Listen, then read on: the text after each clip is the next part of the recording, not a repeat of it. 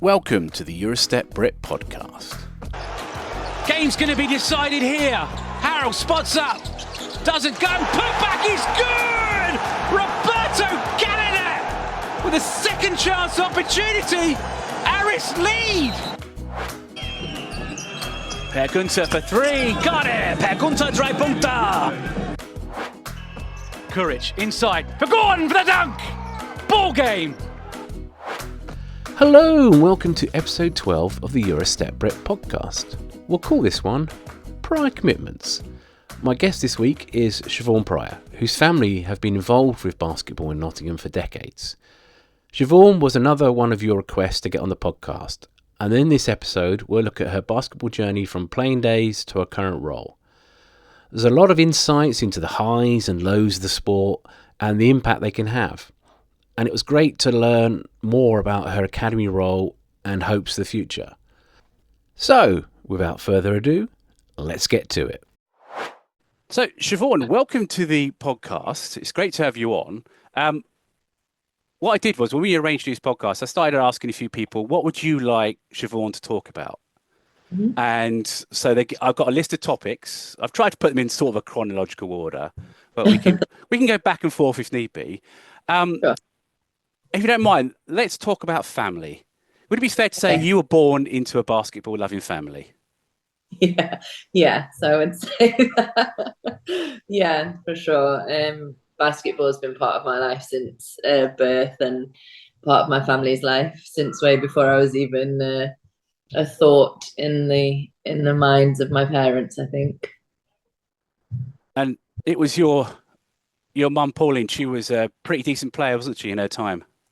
Yeah, so mum played, and really dad wasn't a basketball person until he met mum. But yeah, mum played from secondary school. So she started playing when she was at secondary school. And then, yeah, she just sort of went through the ranks. She played at England for England at junior level. And then when they met, my dad sort of started to drive the bus around, and that's kind of how he got involved to begin with. He was more of a cricket and football guy. And then I think he just, like a lot of people do when they're exposed to the sport, they fall in love with it.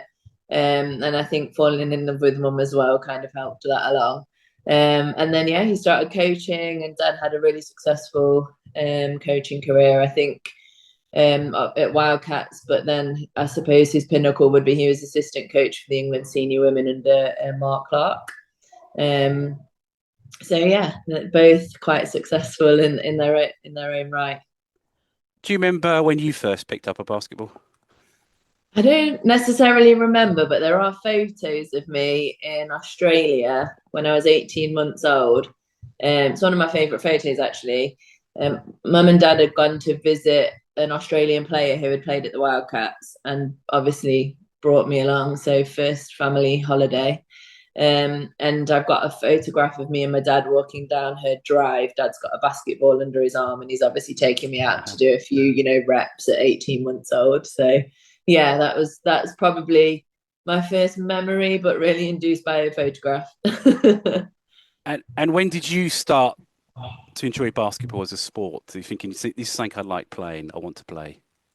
I think mum and dad were really conscious that I didn't feel like it's something that I had to do. Mum's side of the family is Irish, so we've got a lot of real strong Irish roots and heritage and connection to Ireland. So I grew up playing basketball and Irish dancing. Yeah, an interesting. That's a skill you can use in basketball. So yeah, I was actually quite successful at Irish dancing. I competed at the World Championships 3 times, I think, and then also at the same time playing basketball. But until I was about 12, the majority of my time went into dancing. I practiced every night. And then when I kind of got to about 12 and basketball started to become a little bit more serious, I just had to make the choice between the two, because I couldn't do the two I couldn't be as dedicated to both as I would have liked to have been. So I want to skip forward just a little bit further from there. Talk about your time. How do you pronounce it? Is it Loyola? Is that you pronounce it? Loyola? Yeah, Yeah. Loyola. Yeah. You spent Yeah. 4 years there. You did pretty well by all accounts. What was that experience like for you? Um, Challenging, full of growth, as most challenging situations are, and probably one of the best decisions I've ever made in my life, really.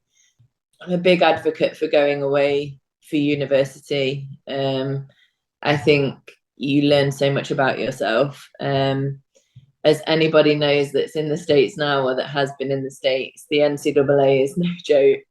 I was at Division 1, so it's kind of all consuming. And although basketball had been such a massive part of my life and so all consuming even before I got there, you just can't really prepare yourself for it.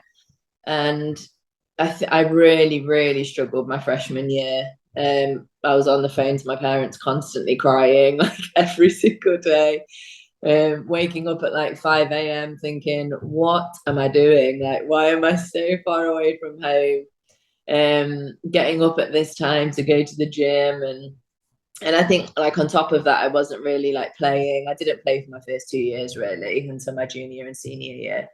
And then when I started to get a bigger circle of friends like outside of basketball, I had like a couple of really good friends on the basketball team. Devon, in my sophomore year, a girl called Devon Carey joined the team, and we were really close. But for the most part, a lot of my friends were other sports people, like lacrosse, soccer. And yeah, once I remember coming home the summer of my freshman year and like vowing to my parents that I wasn't going back. And they were like, well, you've not got a choice. You are going back. So they kind of like dragged me on the plane. And then I'm just so grateful that they pushed me to continue to be outside of my comfort zone, because I had the best 3 years of my life, like the next 3 years. And I would do my freshman year all over again just to do my last 3 years. So yeah, it was such an amazing experience. It's a beautiful community, Loyola. It's a small private school, Jesuit school. I've always gone to Catholic school throughout my life. So it kind of was such a familiar environment as well, I think. But yeah, just lovely, like a small school. I think it's about 9,000 students. Obviously, being the English kid on campus, everybody knows you as well because they love to ask you to say bottle and water and all of the rest. So, yeah, quite easy to make friends. And yeah, just a really lovely school where you just really learn a lot about yourself and you learn what's really important in life and how to live, with integrity.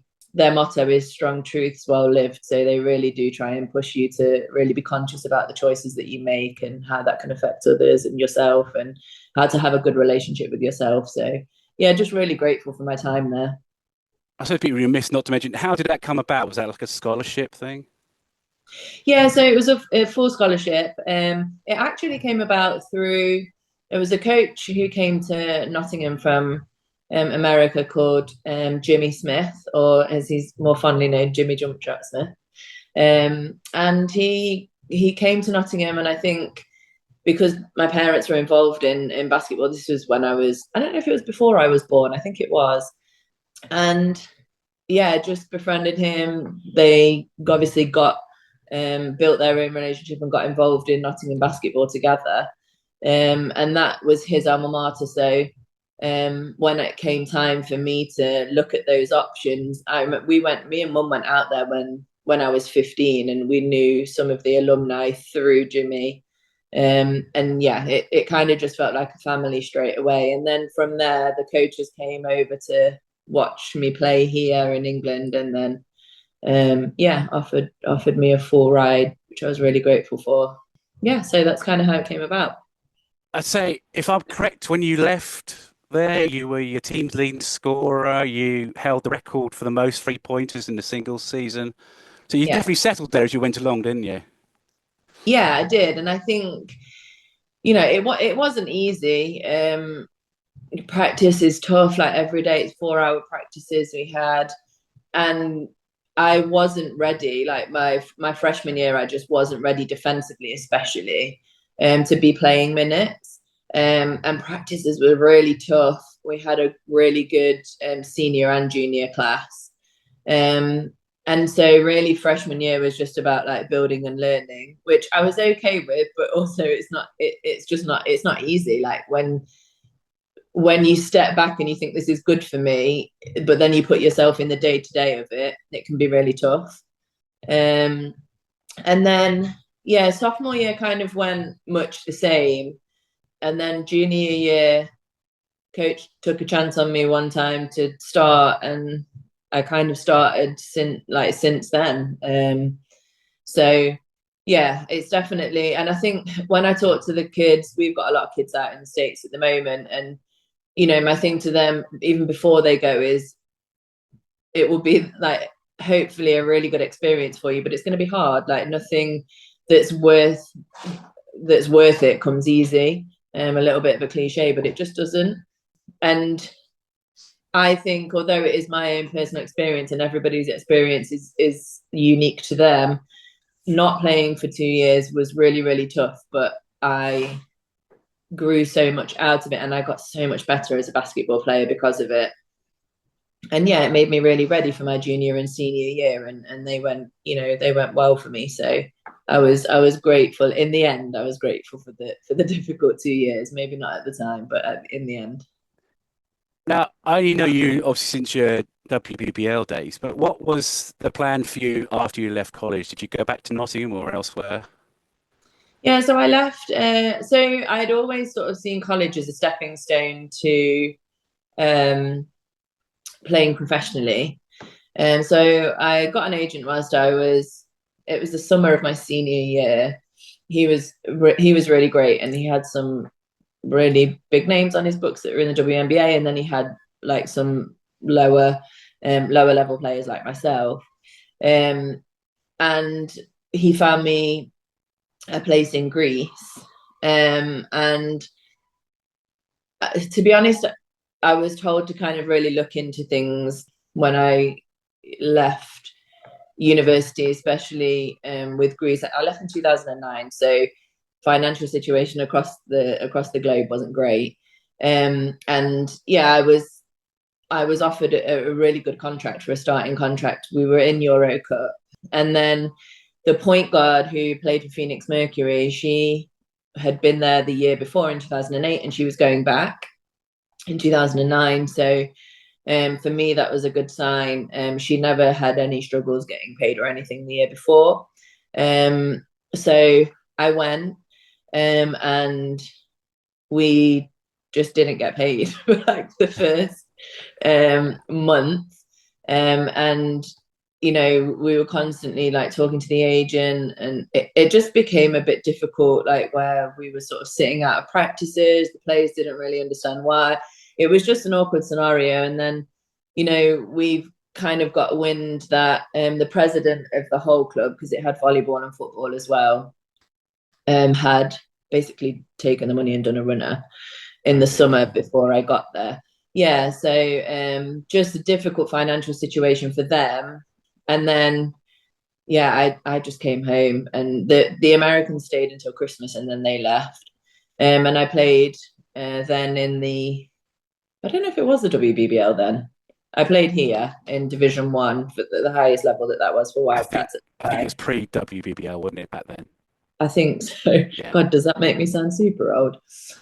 Yeah, so came back and played, and then got another contract to go out to Slovakia to Ružomberok. But I went. I probably in hindsight shouldn't have gone. They were amazing, really professional, but I was coming off of an MCL injury on my knee, and I wasn't ready.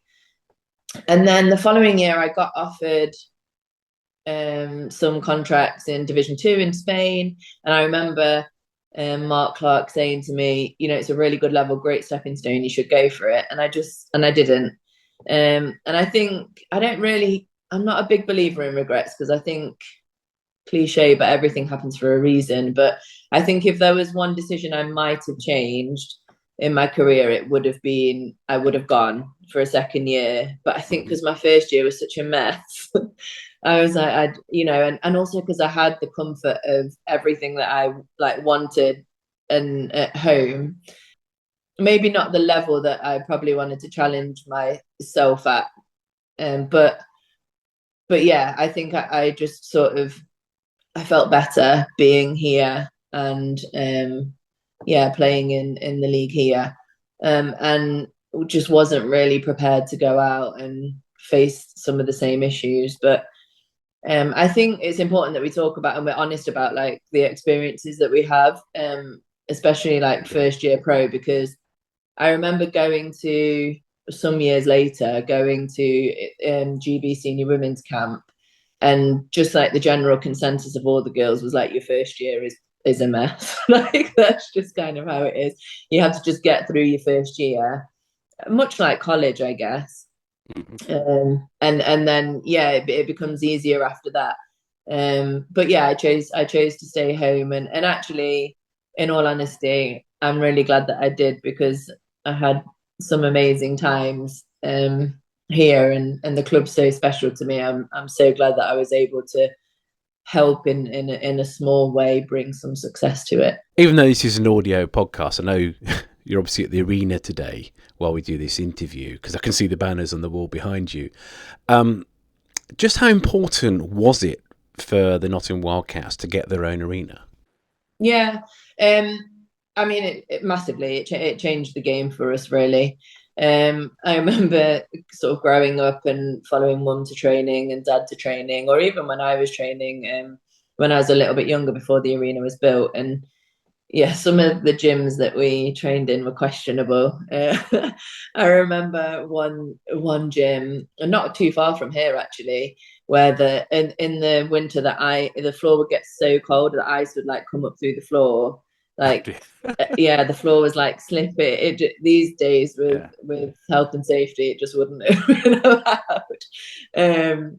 But yeah, so it just a massive game changer. There's a guy who's passed now, Steve Clark, who my dad knew really well, and he was the head teacher of a primary school that's on the same site as the arena, and they kind of pioneered getting the money and raising the money and going to the council and getting the lease for the land. And it's just created a hub for us to enable growth within the club, like within the infrastructure. And the nicest thing I think about it is that everybody's under the same roof, and that wouldn't happen before. Like different teams would train in different places, and now it's just really cemented that sort of feel of community and family that we have here. So yeah, it's been an absolute game changer. During your WBBL days, you won a couple of league titles, you won a cup. Which teams did you enjoy going up against the most? Sheffield. That was, and I think it was based in history. But I remember in the 90s, that was always the team that my mum, and when my dad was coaching, mum was playing for Wildcats, that they couldn't beat. And I remember those days, the finals were at Wembley. And I remember Betty Cardona always used to say to me, I vividly remember it coming out of a semi-final where we'd lost to them, and she said to me, do you want to come out in the final and be a mascot for us? And I remember being like, no, because my dad's going to get there one day. So I think, from young, that I'd always been like a healthy rivalry, and honestly, like when we used to play at home here at the arena, those were the games where we would pack the stands. It was just such a great atmosphere, and they had some great players. Like, I mean, back in the day in the 90s, they were amazing, but they had some great players when we played against them. I used to really love going against Steph Gandy, just a proper competitor, like left it all out on the floor. They were my favorite games. I used to really enjoy playing against Georgia when she was younger as well, and she was sort of like up and coming, and she always had that like chip on her shoulder as well, which I really like in players. They were always my favorite games.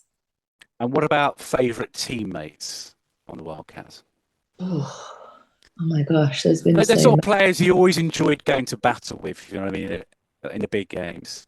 Yeah, I mean, gosh, for so many different reasons. Myself, and there was a player called Caitlin Flood who used to play here. We had a great relationship in a sense of we used to have the same schedule every day. So we'd go meet each other in the morning, we'd go for some breakfast, we'd go to the gym. That was I think the nicest sort of professional basketball relationship in a sense of getting stuff done together that I ever had. And I really enjoyed that. Going to battle every night, we had such good players over the years, like players like Ashley, Harris, Arlen now, who Amber Stokes, Carmen Reynolds. Gosh, there was just so many great like imports that we had. Melissa Diawakana, she was phenomenal.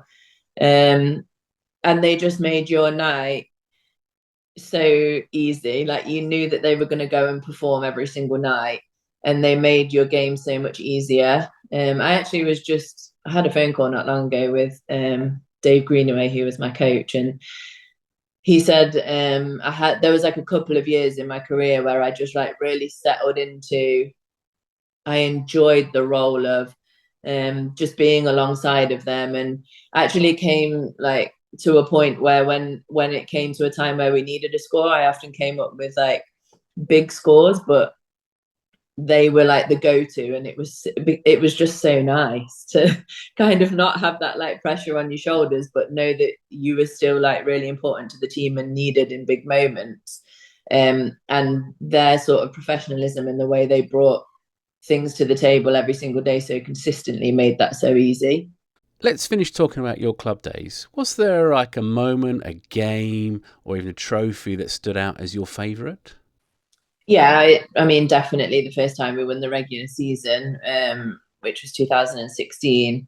It's funny when you're in the regular season because it's kind of like anticlimactic in a way, because it's not like a big arena final with the banners and the confetti and all the rest.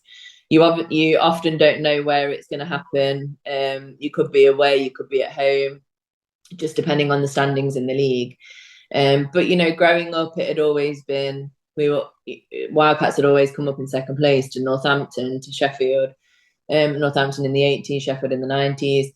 And then, just growing up with that narrative, I really wanted, if you want, made like a promise to my parents that I was going to, do everything that I could to try and to bring a championship to the Wildcats, or to be part of a team that did that. And it was the first one. It was away at Northumbria.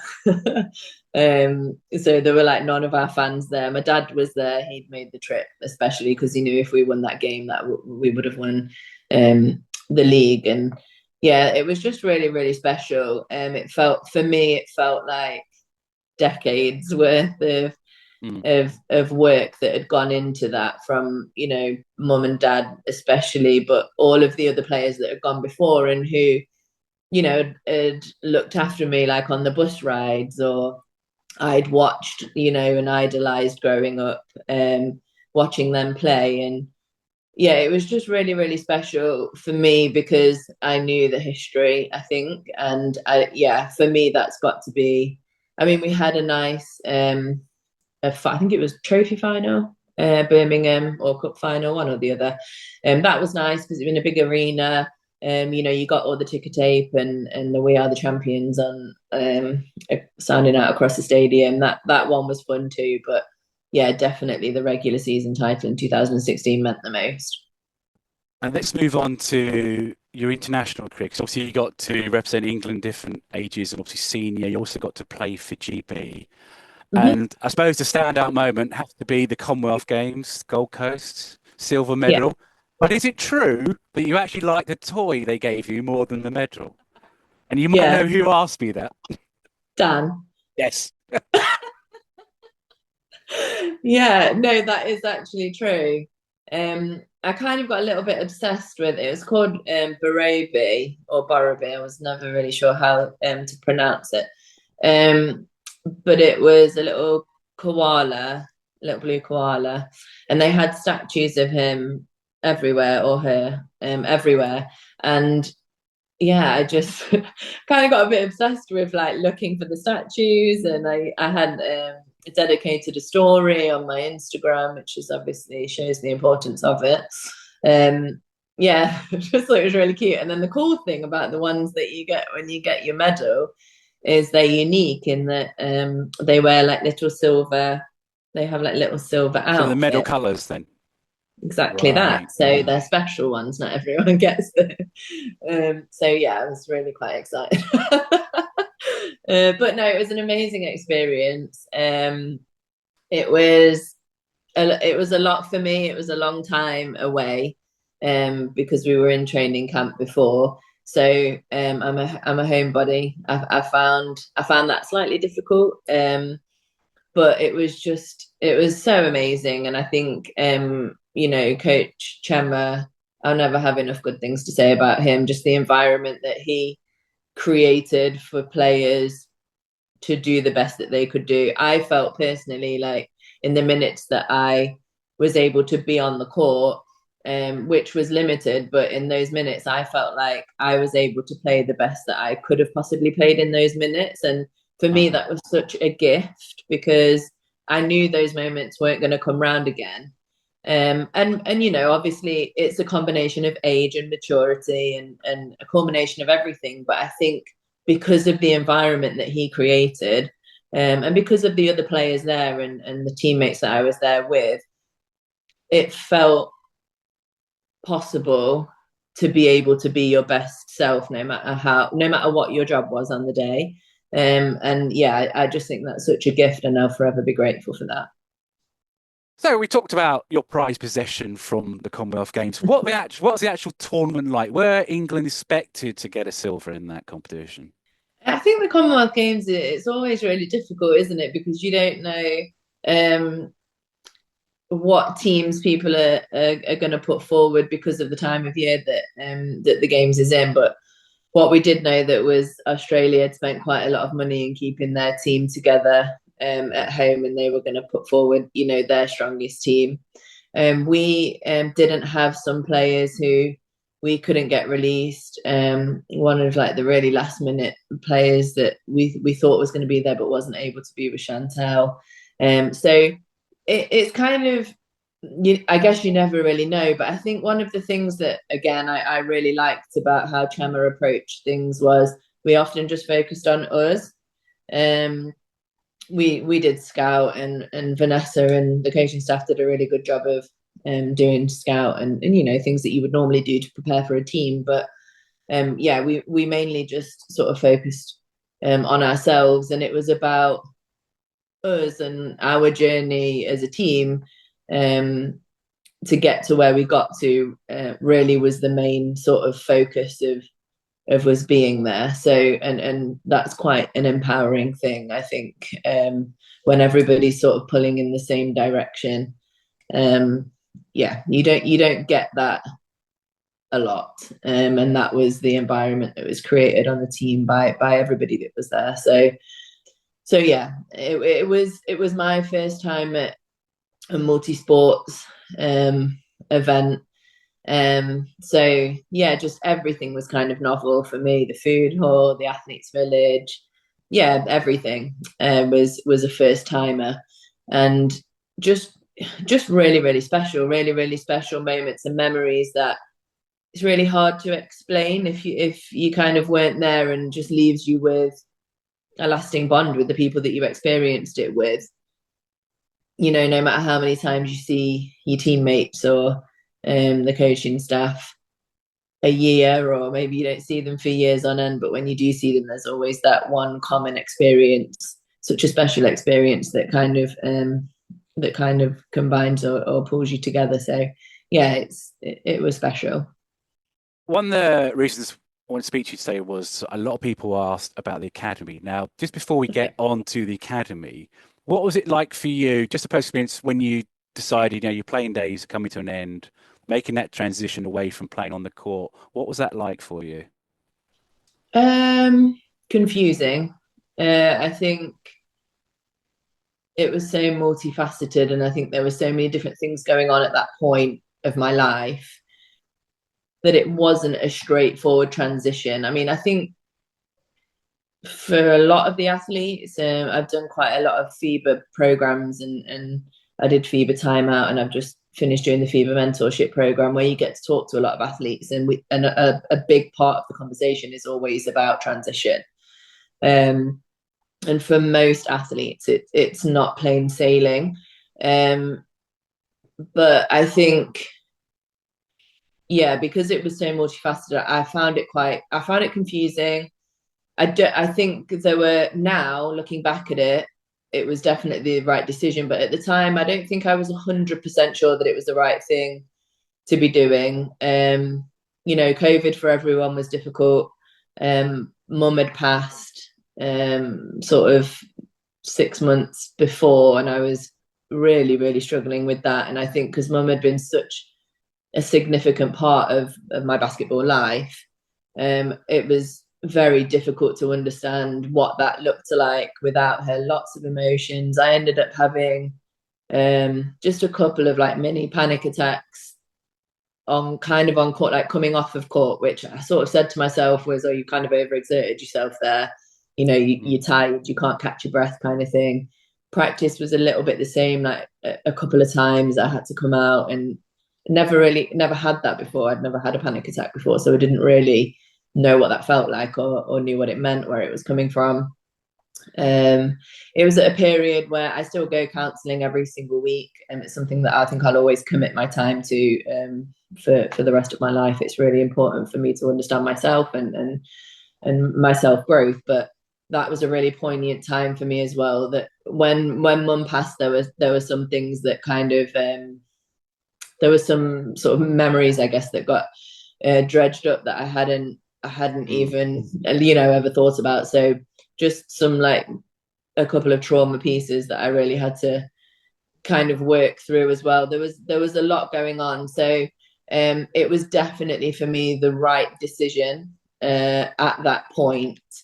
And I don't think I don't think it could have gone sort of any other way. I was really, really grateful that I was part of the Women's Sports Trust. They had a program,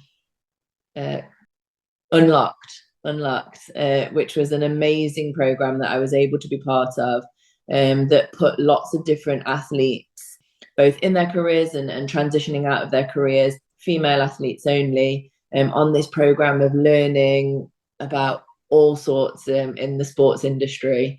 Which was a real lifesaver for me. Every single Tuesday in lockdown, we would get on a call. It would either be a learning call or a catch-up call together. Mm-hmm. And that was perfect for me at that point in my life. And then I was able also to be on the FIBA timeout program, which again was really, really useful for me, thinking about what I wanted to do next. So yeah, I would say, like most athletes do, like, the transition was not easy. But the funny thing is, now when people say to me, when you watch, do you not ever miss it? Like, do you ever want to go back out? And I just have no inkling at all to be like out on the court anymore. It just doesn't. It doesn't appeal to me at all from a playing perspective. So yeah, it was a tough time, but there was so many organisations, Women's Sports Trust and FIBA as well, and the British Basketball Federation were great for putting me forward for some of those things, and that really, really helped me during that time where I was struggling, to be honest. So, stop playing. Yeah. Take us through the journey now to the academy. So, gosh, it's been a while now, hasn't it? So 2018 was where we were really laying the groundwork for it. And then 2019 was our first season. So yeah, a little while now, but I think, sort of moving on for talking about the things that helped me during my transition, I think one of the things that's always been such a support to me is family, friends, and obviously now my husband Aaron. I've got such a tight-knit supportive network that I'm always grateful for. But I think one of the things that I will forever be grateful for is that my parents worked so hard when they were building the arena, the club, once they had sort of taken over bigger roles within it. They didn't do that as a full-time job.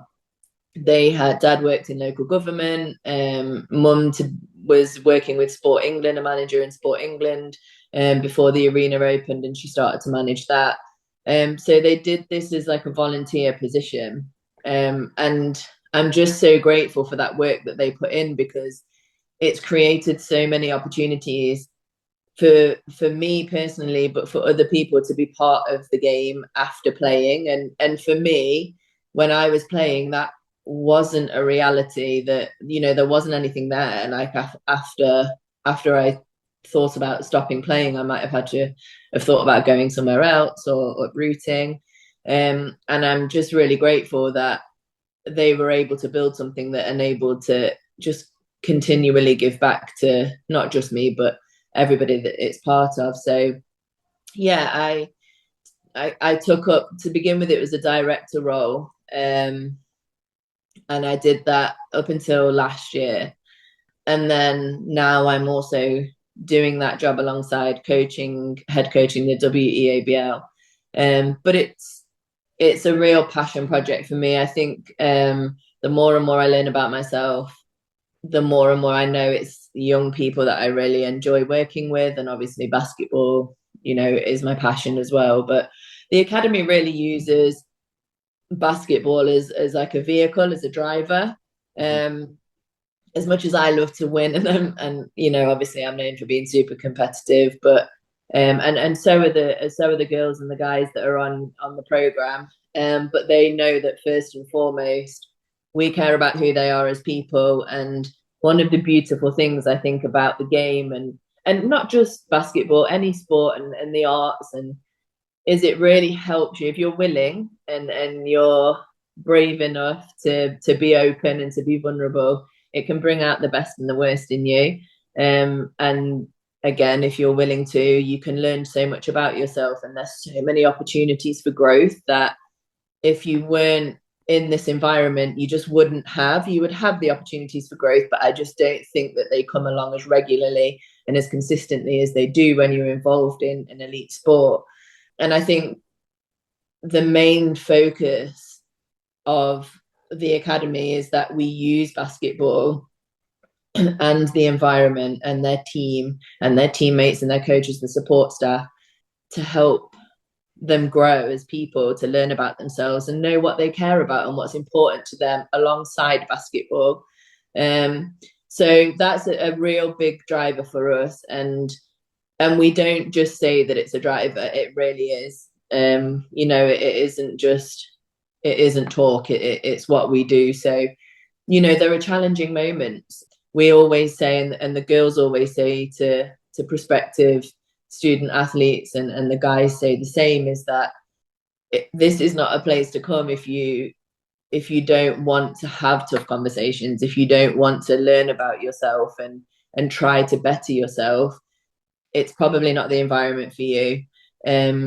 We pride ourselves on the relationships that we build with the players. For me, that's with the girls on the team especially, but also the guys as director. Those relationships for me are key, because the better I get to know them and their families, the more I can support them and mentor them to overcome the barriers, the challenges that they have, and also to highlight and push forward on the things that really make them sparkle and shine. So yeah, it is what the foundation is built on. And really, when we try and make decisions, and we have to make tough decisions sometimes, we really do try to think about them first. I think I'm in, you know, it's a unique position being an academy coach. I don't know what everybody else's contracts around the country look like, but mine aren't based on wins and losses. Something that we fought really hard with in the SLA that we have with the school is that it doesn't matter. The wins and losses don't matter for the teams. What matters is their next steps. What do they do next? Where do they go? Is basketball part of that? Has it been a driver to get them to where they want to get to next, even if it isn't something that's part of their future after they leave here. So it's a really unique position to be in as a coach, and it's really freeing.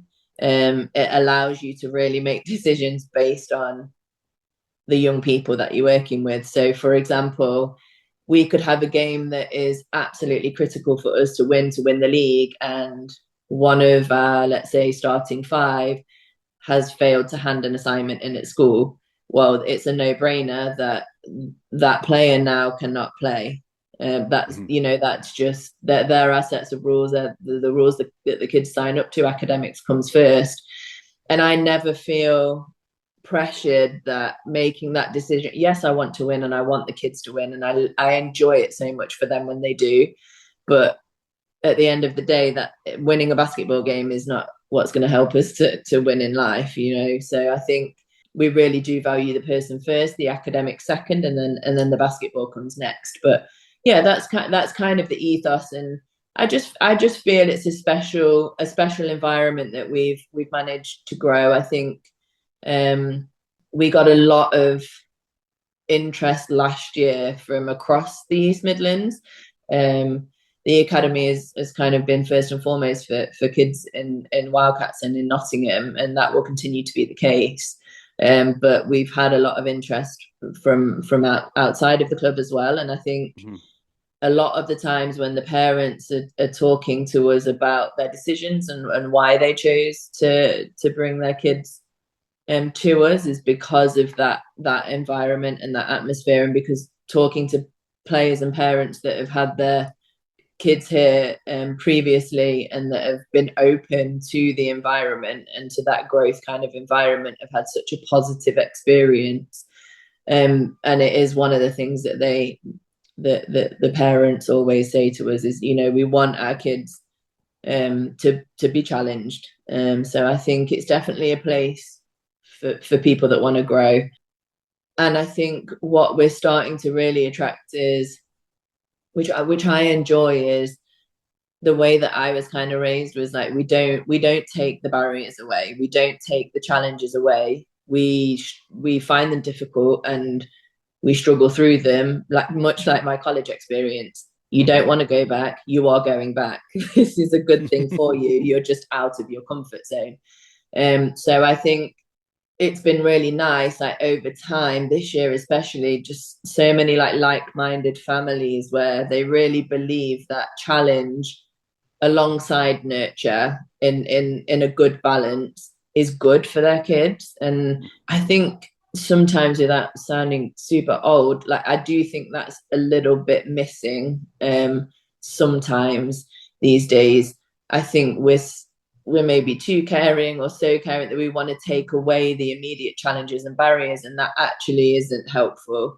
And we don't, it's not, in the long run, it's not helping our young people. So it has been really nice to have the support of a number of parents this year within the family, and those that have come in from outside, that really believe in that.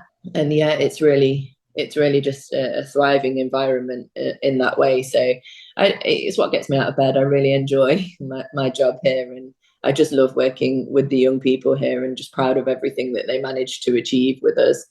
What sort of age ranges of the academy? Where does it start? So the Elite Academy, the full-time academy, is a 16 to 19 provision. So it runs alongside a sixth form, Nottingham Academy sixth form, that run a mixture of vocational and academic subjects. And then we run a full-time basketball program alongside of it. So everything is within the timetable. So team practices, S&C, we do some meditation as well. I do with my team, film sessions, individuals, all of those things are built into the day. So it's a full schedule. It's tough. It's definitely a commitment. So if people are, thinking about deciding to commit to that kind of pathway, it's not, and not just at our academy. I know at every academy, it's a big commitment. So we're really trying to teach them what it looks like to be a professional athlete or a dual career athlete. So yeah, for 16 to 19-year-olds, we do run participation programs throughout the school year for year 7 to 11 as well. And then obviously we have the club that runs alongside that, that's out of school hours, that's all the way from under 8s to Division 2, under 18s and Division 2, and then obviously SLB, W. So yeah, it's a whole range, but the academy specifically, the elite academy is 16 to 19 provision, so sixth form age. What's your future hopes for the academy and the players within it, and of course yourself? Gosh, it's interesting that this question comes up right now, because we're actually looking at our strategic plan for the next few years. So we want to continue to grow, and when I say that, growth to me doesn't mean winning an academy title. That would be great, and as a byproduct of what we're growing would be fantastic, and I would love to see the kids enjoy that. In the short term, for the men's side of the program, we're trying to get dice for that side of the program and for them to be in the EABL, so that's their growth point in the short term.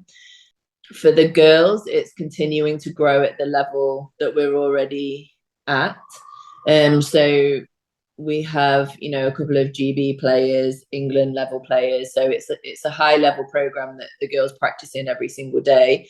We want to continue that and also expand that. So we're looking at different competition outlets for having more than one team at the women's level, because we've had such a lot of interest, especially last year and going into next year. And we think that as long as the infrastructure can support it and we get the funding, we have got a little bit of extra funding from school just to test this out for the this next part of the strategic year. We would like to expand the girls' academy to include maybe AOC teams and local league teams, so that the provision that the elite level athletes get that will play in the WEABL will also be filtered down through a number of levels of playing. It's no secret the Nottingham Wildcats, that the driver and the ethos is often female focused. If you talk to the trustees and the board of trustees that run the club, that is a big focus point for them. So it's no surprise that obviously the women's program is thriving, and we want to start to expand that even further and look at what that can mean for a whole range of athletes.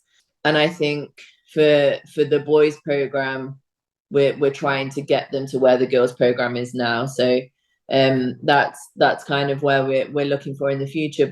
But really, it's just, for me, it's about a continuation of the ethos that we've created, and being able to implement and manage that in a growing environment, which sometimes I think can be quite difficult, and depending on what the infrastructure looks like. So I don't want to lose that. So I would rather grow slower or not at all in some moments, to continue to be able to provide that environment that we provide. That's more important to me.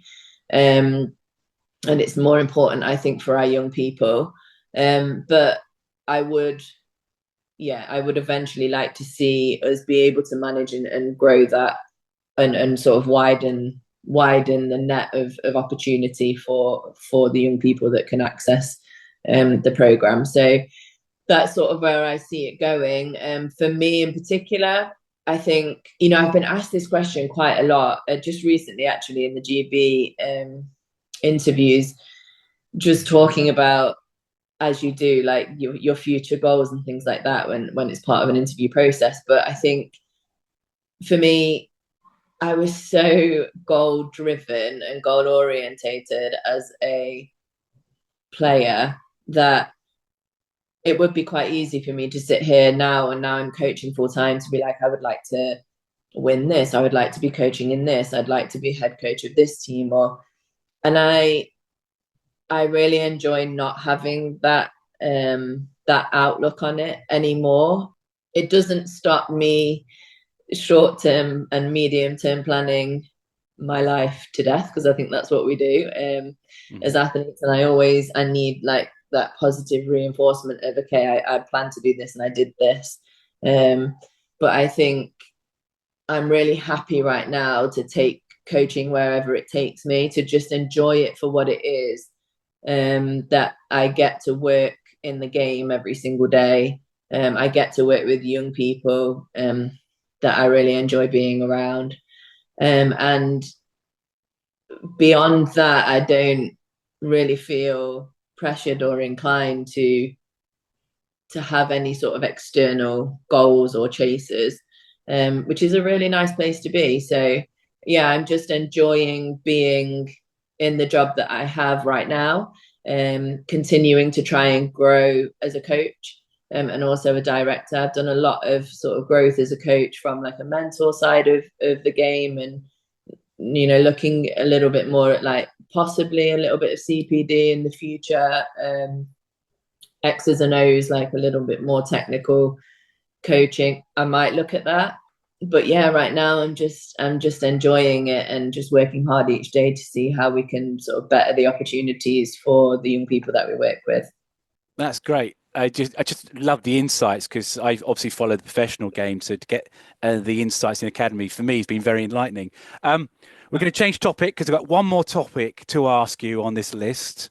Sure. And it's media work. Obviously, you've worked a few times on television with Mr. Daniel Rowledge. And personally, I think you two work very well together when you're doing games. I know, obviously, the academy is your life, your focus, and I know you got a chance to do some more media work. Is it something you enjoy? Would like to do more of, if time permits, of course? I absolutely love it. Yeah, I absolutely love it. I think it's like the least pressurized position you can kind of be in. I think after being a player and being a coach, being able to sit and just analyze the game and not like whatever you do or you say or the choices you make have no difference on the outcome, is a really nice position to be in. And you always get the best seats in the house, so that's always nice too. But I've had such a great experience since I started doing media. I mean, when Dan and I started doing it for WBBL, we didn't, we didn't get paid for it. We kind of just did it because it was great for the exposure when we were on BBC, and it's just really grown and taken off from there, which has been really nice to see. So yeah, I've always had a great relationship with Dan. It's so easy to commentate with him. He's just such a professional. He makes everyone else's job around him so much easier. But we just have a great time. And I think there was a few years there where we spent on Sky, and the production team was Buzz 16, and that was fantastic as well. Just the group of people that were just a bunch of mates, really enjoying the game and enjoying like being with each other whilst helping to hopefully promote the game in a positive way, and enjoying doing media roles and growing and learning within them as well. So and then I've done some FIBA stuff as well, and traveling out to different tournaments. I've done the under-19 Women's World Cup, under-17 Women's World Cup. I did the FIBA Asia Cup as well, so they're always really cool. You get to meet new people and see how basketball works in different spaces and different countries. So yeah, again, it's just it just affords you so much opportunity to be part of the game that you love, but just in a different way. And like I said, I think it is probably one of the, for me anyway, personally, the least pressurizing roles that I've had within the sport. So yeah, it's lovely. I look forward to hearing you on TV again this season. Thank you so much for coming on to the podcast today. I've really enjoyed it, getting the insights into the academy and your career. And it's been an absolute pleasure to have you on today, Siobhán. No, thanks so much for having me. I've really enjoyed just speaking about everything. It's been great. And finally, if you're enjoying what we do, please make sure to like, subscribe, or even share the pod on your social media. Every little bit of support helps. Until next time, my name's Niall Gray. Thanks for listening. You've been listening to the Eurostep Brit podcast, a hoops and hockey production.